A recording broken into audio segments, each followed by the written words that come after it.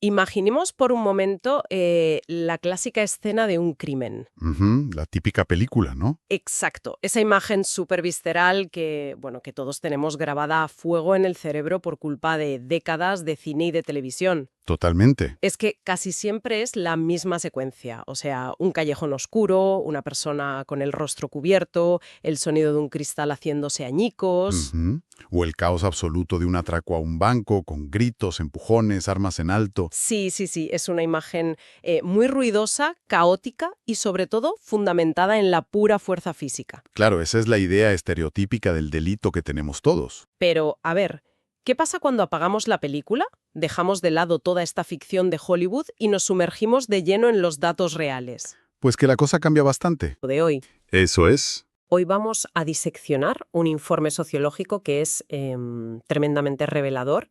Se titula Casuística delincuencial de hombres y mujeres. Un documento interesantísimo. Mucho. Porque la misión hoy no es simplemente contar quién comete más delitos, sino desentrañar el cómo. Es decir, ¿qué nos dice la evidencia científica sobre las herramientas que eligen hombres y mujeres cuando deciden, pues, cruzar esa línea de la legalidad?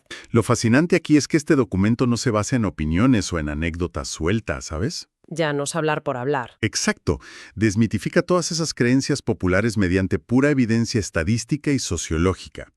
Porque históricamente, la criminología ha estado un poco obsesionada con el volumen. Claro, con contar el número total de delitos para ver quién encabeza la lista y ya está. Eso es. Pero este informe cambia la lente por completo.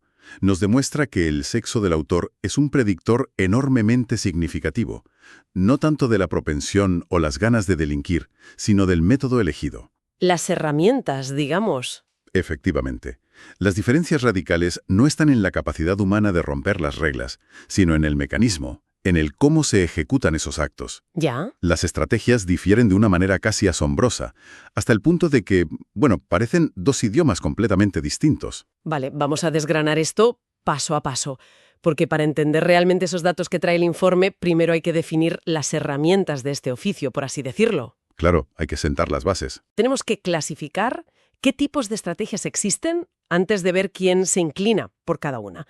Y bueno, leyendo el documento me quedé pensando y creo que la mejor manera de visualizar esta división en dos grandes bloques es con una imagen súper clara. A ver, cuéntame.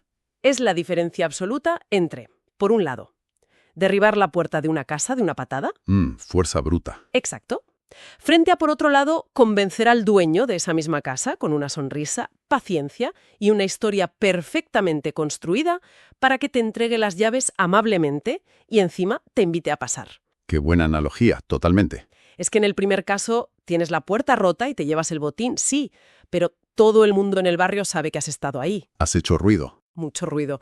En el segundo caso, también tienes el botín, pero la puerta está intacta y el dueño ni siquiera sabe que ha sido robado hasta que, no sé, meses después se da cuenta de que le falta todo.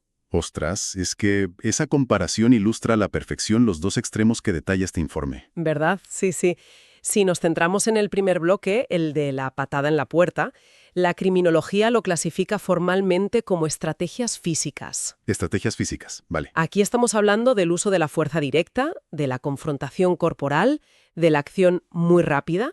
Son delitos marcados por una altísima impulsividad. O sea, poca cabeza y mucha adrenalina. Exactamente.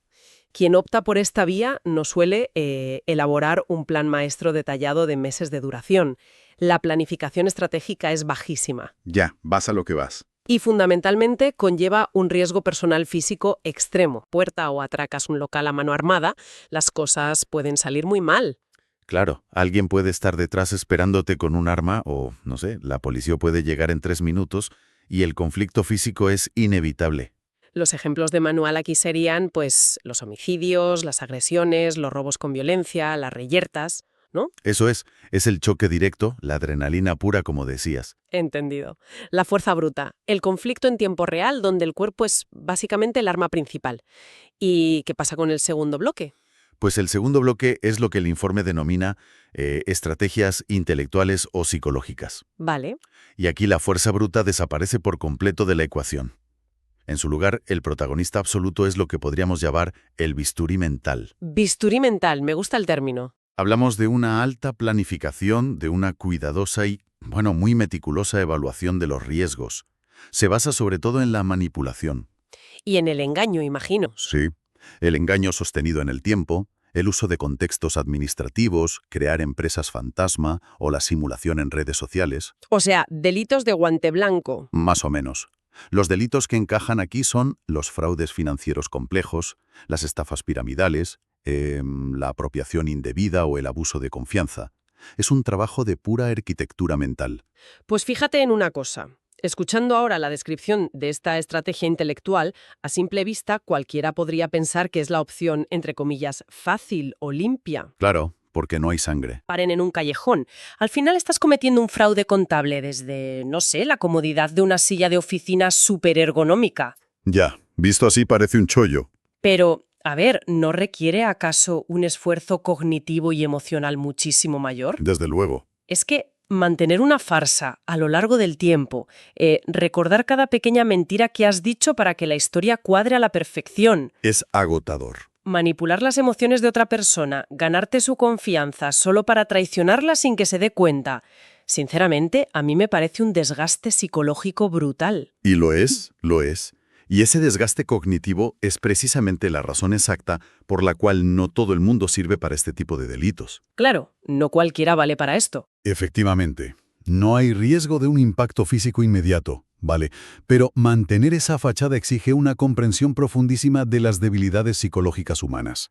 Requiere ser muy calculador. Requiere una frialdad y una inteligencia emocional, digamos, oscura, que son impresionantes.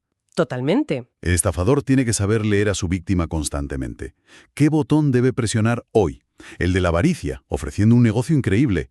El de la compasión, fingiendo una enfermedad terrible. O el del miedo, ¿no? Que también funciona muy bien. Exacto. Es un trabajo de mantenimiento diario. A diferencia del pico de adrenalina de un robo violento, que dura 3 minutos y luego se acaba. Ya está, coges el dinero y te vas. Pero el fraude no. El fraude es un maratón psicológico. Tienes que convivir con tu víctima, tomar un café con ella, mirarla a los ojos mientras la estás despojando de todos sus ahorros. Claro, es que el atracador de bancos entra, grita, coge el dinero y huye. Pero el estafador se queda a cenar. Qué buena forma de verlo, exacto. Es escalofriante si lo piensas fríamente. Muy escalofriante. Bueno, ahora que tenemos claras las reglas del juego y cuáles son estas dos estrategias tan diametralmente opuestas, la gran pregunta que plantea el informe es clave. A ver, ¿Quién empuña cada una de estas armas? ¿Qué nos dicen los datos estadísticos reales, los números duros, sobre la preferencia por la patada en la puerta frente a la manipulación sostenida? pues agárrate porque los datos son abrumadores. Y marcan una línea divisoria clarísima. Ostras, a ver. Si analizamos las estadísticas globales de justicia penal y los estudios criminológicos que compila el informe de forma detallada, Ajá. vemos que el predominio masculino en los delitos de estrategia física es aplastante. Aplastante. ¿Hasta qué punto? Pues mira, los hombres dominan los homicidios y las lesiones graves en un 80-85% de los casos, Madre mía, 8 de cada 10. como mínimo. Y si miramos los robos con violencia o intimidación, las cifras se sitúan sólidamente entre el 70 y el 75%. O sea que es una tendencia clarísima. Sí, sí. Es decir, cuando el delito requiere impulsividad, amenaza directa y un choque físico, la inmensa mayoría de las veces el autor es un hombre. Una mayoría aplastante en el mundo de la confrontación física, sin duda. ¿Y qué pasa cuando cruzamos al territorio del bisturí mental, a ese desgaste cognitivo del que hablábamos antes? Pues que el contraste es radical, de verdad. En el ámbito de las estrategias intelectuales, las mujeres lideran las estadísticas de forma clara. Ah, ¿sí? Sí, dominan los delitos tipificados como abuso de confianza en un 65 a 70%. Ostras. Y en la categoría de fraude y estafa, los números se mantienen altísimos también, con un 60 a 65% de autoría femenina. Es una diferencia brutal. Totalmente. En estos escenarios donde lo que prima es aprovecharse de relaciones interpersonales, la persuasión y, la manipulación a largo plazo, la balanza se inclina fuertemente hacia el otro lado. Es una segregación increíble. Viendo estos porcentajes, es que parecería que la sociedad criminal se ha dividido el trabajo de forma casi estricta, ¿sabes? Sí, como si hubieran repartido los papeles. Exacto. Pero aquí es donde este análisis se pone realmente interesante. A ver, cuenta. Porque hay un dato, en medio de este informe, que cuando lo leí rompe todo el esquema y funciona como, no sé, como un revelador fotográfico. Ya sé a qué dato te refieres. Hablo de las estadísticas sobre cibercrimen, los delitos informáticos y el fraude digital. En este terreno tan específico, esa inmensa brecha porcentual de la que veníamos hablando de repente colapsa. Se desploma. Exacto. El informe muestra que en el fraude online la participación es de un 55% para hombres y un 45% para mujeres. Es un cambio tremendo. Es casi un empate técnico, 55 contra 45. Si conectamos este dato del 55 contra 45 con el panorama general, es probablemente la pieza más importante del rompecabezas de todo el informe. A ver, explícame eso. Pensemos en lo que supone el mundo digital y la propia arquitectura de Internet. El ciberespacio elimina de raíz de un plumazo la variable de la fuerza física y de la confrontación corporal. Claro, ahí no puedes pegar un puñetazo. Exacto. Detrás de una pantalla de exactamente igual cuánto midas, cuánto peses o cuánta fuerza tengas en los brazos. Es irrelevante. Cero relevancia, sí. Es un terreno puramente intelectual, de planificación, de técnicas informáticas y de ingeniería social. Y fíjate lo que ocurre al nivelar el campo de juego. Eso es. Al eliminar la barrera de entrada física, vemos una paridad casi absoluta entre sexos. Es un momento de pura claridad mental. Lo que nos está diciendo ese dato sobre Internet es que el instinto humano de saltarse las normas, o sea, la capacidad para delinquir en sí misma, está distribuida de forma bastante equitativa. Efectivamente, las ganas de delinquir están ahí para todos por igual. Lo que cambia drásticamente en el mundo físico es la herramienta elegida en función de las capacidades y del entorno de cada uno. La barrera física desaparece online y las estadísticas, ¡pam!, se igualan. Es matemática pura. Ahora bien, los números por sí solos son solo una hoja de cálculo, ¿eh? Nos dicen el qué, pero no el por qué. Y en el mundo físico, esa segregación del 80% frente al 70% es demasiado grande para ser una simple coincidencia. Desde luego que no es coincidencia. ¿Por qué ocurre esto? ¿Por qué los hombres se van por defecto a la confrontación física y las mujeres a la persuasión psicológica cuando no hay una pantalla de por medio? Pues el informe aborda el porqué detallando 3 teorías fundamentales que la criminología contemporánea utiliza, para explicar esta división metodológica tan bestia. Vale, vamos con la primera. La primera de ellas es la teoría biosocial. Esta perspectiva pone el foco directamente en la neurología y la biología. Ajá, ¿biología? Argumenta que la mayor fuerza física inherente y, sobre todo, los niveles más altos de testosterona en los hombres actúan como un catalizador en situaciones de alta presión. O sea, pura química. Eso es, favoreciendo biológicamente una propensión hacia conductas agresivas directas y respuestas mucho más impulsivas. A ver, plantearlo así me genera ciertas dudas, te lo confieso. Dispara. Es que culpar a la biología o a las hormonas en pleno siglo XXI suena un poco a excusa reduccionista, ¿no? Es como decir, uy, no pude evitar darle un puñetazo, señor juez, fue la testosterona. Ya te entiendo. Me parece peligroso dejarlo solo en la biología, francamente. Es una objeción muy válida. Y el propio informe aclara que la biología no es bajo ningún concepto un destino ineludible, ni muchísimo menos una excusa legal. Menos mal. La teoría biosocial no dice que la testosterona obligue a nadie a cometer delitos. Lo que explica es el mecanismo de evaluación de riesgos en fracciones de segundo. Ah, vale, en el momento del pico de estrés. Exacto. En una situación de conflicto o tensión, esos marcadores biológicos pueden estrechar el foco de atención, fomentando una respuesta de lucha inmediata y disminuyendo la percepción de las consecuencias a largo plazo. Entiendo. Es un factor de influencia, pero no es determinante. Eso es. Es un factor de influencia en el cómo se reacciona ante la oportunidad delictiva, pero evidentemente no actúa en el vacío. Y ahí es donde entra la segunda explicación, que es clave. Cuéntame. La teoría de la diferencia de género, que fue desarrollada profundamente por la socióloga Frances Haidenson. Ah, Haidenson, sí. ¿Y qué plantea ella exactamente? Plantea que el contexto social y los roles que la sociedad asigna a cada género influyen directamente en la estructura de oportunidades que tenemos. Claro, el entorno. Históricamente, e incluso hoy en muchos contextos urbanos actuales, los hombres y las mujeres no habitan los mismos espacios con la misma frecuencia ni bajo las mismas condiciones. Ya veo por dónde vas. Los hombres suelen estar más presentes o se les permite socialmente estar más presentes en espacios de mayor riesgo físico. Como la calle a altas horas de la noche, las bandas urbanas. Exacto. Entornos donde la demostración de fuerza es básicamente la moneda de cambio. Tienen la oportunidad estructural de cometer un robo con fuerza porque habitan esos escenarios con mayor frecuencia. Claro, están ahí. Las mujeres, por el contrario, han estado tradicionalmente más integradas en esferas administrativas, de cuidado o en el interior del entramado comercial y familiar. Más de puertas para adentro. Eso es.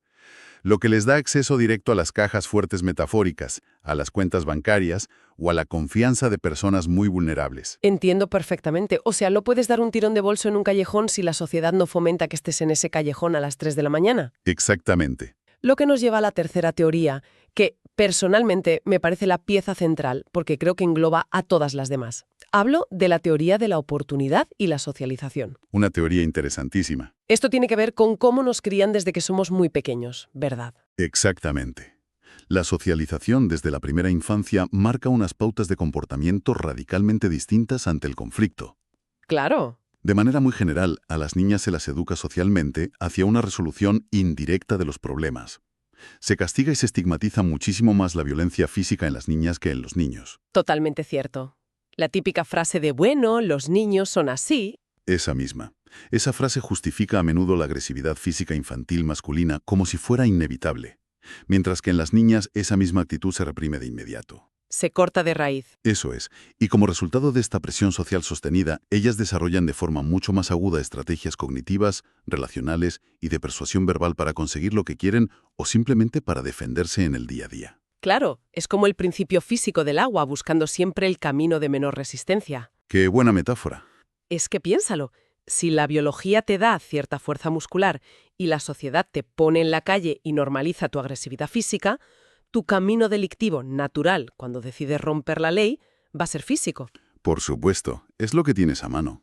Pero, en cambio, si la sociedad te castiga severamente la agresión física desde la cuna y te enseña a manejar las relaciones interpersonales, la empatía y la persuasión para navegar por el mundo, Desarrollas otro kit de herramientas. lógicamente, perfeccionarás esas herramientas cognitivas y si un día decides usar esas herramientas para delinquir, tu agua encontrará su camino a través de la estafa corporativa, del desfalco, del abuso de confianza. Es el mismo fin, pero con diferentes medios. El mecanismo mental ya está entrenado, solo cambia el objetivo, que ahora es ilegal. Y esto plantea una pregunta importante y a la vez revela un punto ciego enorme en nuestro sistema. A ver, El informe advierte de un peligro real, y es la tendencia de nuestra sociedad a invisibilizar la criminalidad femenina simplemente porque su metodología es menos estridente. ya, como no hace ruido. Exacto. Pensemos en el impacto visual. Un atraco a mano armada en una joyería en pleno centro es un espectáculo inmediato. Hay sirenas, cristales rotos, armas, violencia física. Abre los informativos esa misma noche. Y genera una sensación palpable de inseguridad ciudadana brutal. En cambio, el vaciado sistemático de una cuenta bancaria mediante engaños durante 5 años, Eso no vende tanto. o la manipulación psicológica a un anciano para quedarse con su herencia. Son delitos completamente silenciosos. Ocurran a puerta cerrada, sin sangre ni ruido mediático. Es el daño silencioso, sí. Pero ojo con esto, ¿eh?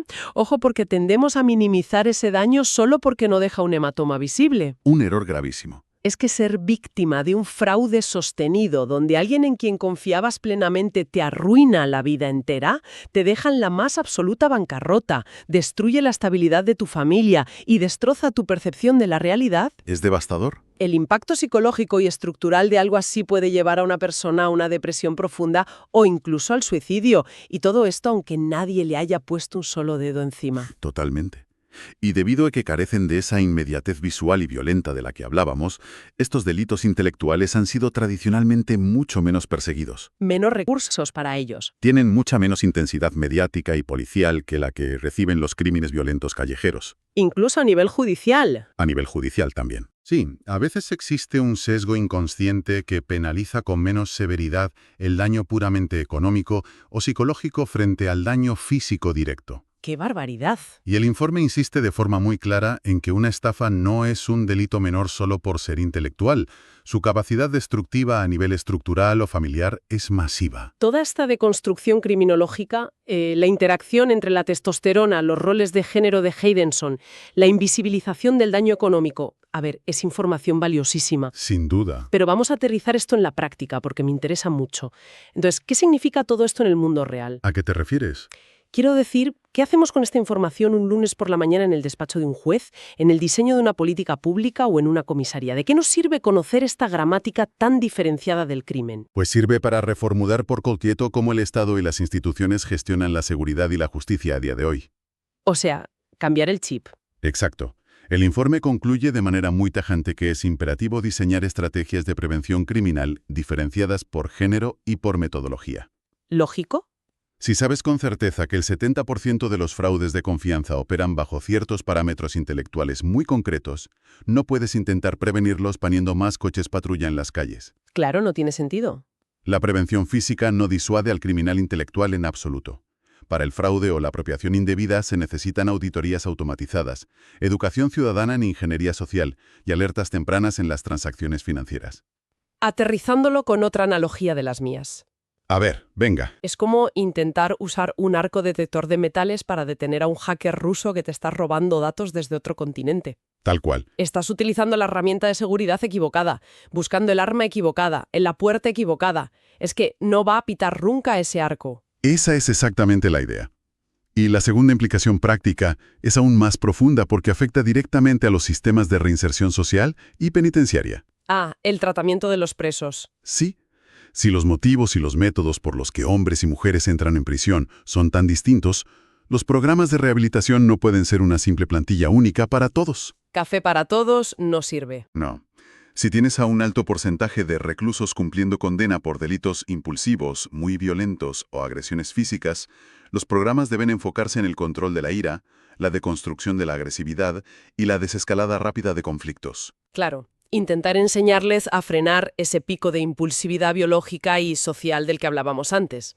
Exacto. Pero si aplicas ese exacto mismo programa de control de la ira a una persona que está cumpliendo condena por haber diseñado meticulosamente una estafa piramidal brillante durante 6 años... No le va a servir de nada. De absolutamente nada. Esa persona no tiene un problema de control de impulsos. De hecho, tiene demasiado control de impulsos. Eso es. Tiene un control de impulsos extraordinario para haber podido mantener la farsa durante tanto tiempo. Ya, es verdad. En ese caso, la reinserción debe abordar la modificación de conductas manipulativas, la reestructuración de la empatía real frente al daño no físico, y el trabajo exhaustivo sobre el narcisismo o la percepción de impunidad intelectual. Ostras, me dejas dándole vueltas a esto. Básicamente significa que el sistema ha estado intentando curar distintas enfermedades con el mismo antibiótico de amplio espectro, ¿no? Muy buena analogía, sí. Cuando en realidad la raíz psicológica y la ejecución del delito físico frente al delito intelectual requieren tratamientos casi opuestos. Por eso el análisis de la casuística que hace este informe es tan vital, y también lo es para las propias víctimas, por cierto. ¿Para las víctimas? ¿En qué sentido? Porque entender el modus operandi del bisturí mental ayuda a las autoridades a realizar un perfilado criminal muchísimo más preciso. Ah, claro, para anticiparse. Y sobre todo a proteger mejor a los sectores vulnerables frente a manipulaciones que, a simple vista, parecen tratos de negocios normales o relaciones de confianza genuinas. Totalmente. Bueno, haciendo una recapitulación rápida de todo este intenso viaje a través del informe. Venga, a ver. Hemos empezado cuestionando esa imagen ruidosa y cinematográfica del atracador para descubrir que el crimen tiene dos caras muy distintas, la de la fuerza bruta y la de la precisión intelectual. Eso es. Hemos analizado cómo las estadísticas muestran una división tajante en el mundo físico, con los crímenes violentos abrumadoramente masculinos y los delitos de confianza y estafa mayoritariamente femeninos. Un contraste estadístico brutal. Y luego hemos comprendido, a través de la biología y la socialización, que esto no significa que existan instintos criminales diferentes, sino que el ser humano adapta sus herramientas al cuerpo que habita y a los límites que la sociedad le impone desde la infancia. Exacto. El agua buscando el camino de menor resistencia, vaya. Y como apunte fundamental hacia el futuro de esta disciplina, el propio documento recalca que esta fotografía que hemos visto hoy no es inamovible. Ah, claro, la sociedad cambia. Exacto. Para que la criminología siga siendo una ciencia precisa, el texto advierte que no podemos quedarnos con la foto fija de hoy. Necesitamos ver la película completa. ¿Qué quiere decir eso en la práctica? Quiere decir que los futuros estudios deben integrar obligatoriamente datos longitudinales a lo largo de las próximas décadas. Para ver la evolución. Para ver cómo los cambios en la cultura, en la educación igualitaria desde la infancia y en la propia economía alteran estos porcentajes y estas metodologías delictivas. Pues mira, hablando de ver la película completa y de cómo evolucionan las cosas con el tiempo, me gustaría poner sobre la mesa una última reflexión tirando del hilo de esa teoría de la oportunidad que comentamos. A ver, sorpréndeme. Hemos establecido hoy que las estrategias delictivas se adaptan de forma súper fluida a los contextos disponibles, ¿verdad? Sí, lo hemos dejado clarísimo. Y no podemos olvidar ese dato revelador, ese 55 contra 45%, que demuestra que en el cibercrimen la brecha de género prácticamente ya se ha cerrado. Empate técnico, sí. ¿Vale? Teniendo en cuenta que nuestra existencia entera, o sea, nuestro trabajo, nuestras finanzas, nuestras relaciones más íntimas, absolutamente todo, se está trasladando de forma masiva hacia un entorno puramente digital, un entorno donde el factor del músculo, del tamaño y de la fuerza física desaparece por completo de la ecuación. Totalmente irrelevante online. Pues la pregunta es, ¿significa esto que en un futuro no muy lejano la tradicional brecha de género en el crimen físico se volverá completamente irrelevante? Ostras, es una pregunta potente. ¿Mutaremos hacia un escenario donde cualquier persona, independientemente de su fuerza o de cómo haya sido socializada físicamente de pequeña, sea exactamente igual ante la oportunidad delictiva, utilizando única y exclusivamente estrategias de manipulación intelectual a través de una pantalla? Pues viendo hacia dónde va el mundo, es muy posible. Ahí queda esa idea inquietante para darle vueltas. Esperamos que esta inmersión profunda en los datos, para quien busque entender estos temas de fondo, haya proporcionado una nueva lente para observar y cuestionar la realidad que nos rodea. Ha sido un análisis interesantísimo. Nos vemos en el próximo Análisis a Fondo.